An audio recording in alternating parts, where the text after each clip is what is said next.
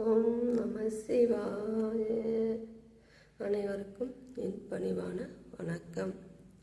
நம்ம இறைவனே கதி என்று இருக்கும் பொழுது நம்மளுக்கு என்னென்னலாம் பிடிக்கும் என்றால், நம்மளுக்கு இசை பிடிக்கும், இறைவன் மேல் இருக்கிற பாசம் பிடிக்கும், இறைவன் பாட்டு பிடிக்கும். தேவையில்லாத நம்மளுக்கு எண்ணங்கள்லாம் வராது.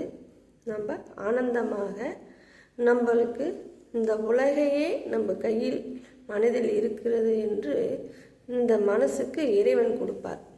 நம்ம மனம் தூய்மையாகவும் நம்ம இறைவனே கதி என்று இருக்கும்போது இசையையும் நம்மளுக்கு இறைவனோட பாட்டும் நம்மளுக்கு ஆனந்தமும் நம்ம உலகையே நம்ம கையில் இருக்கின்றது போல் நம்மளுக்கு இந்த மனம் தெளிவு கிடைக்கும், ஆனந்தம் கிடைக்கும். நம்மளுக்கு இறைவன் அற்புதத்தை கொடுப்பார். நிறைய நம்ம தேவையில்லாத விஷயங்களுக்கு போக மாட்டோம்.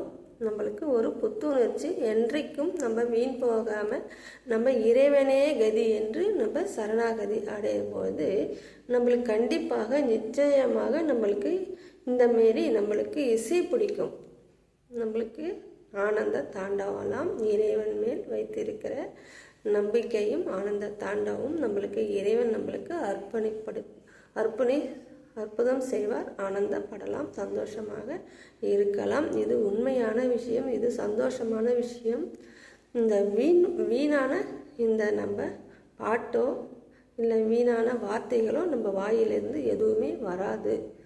இது உண்மையான ஒரு வார்த்தை.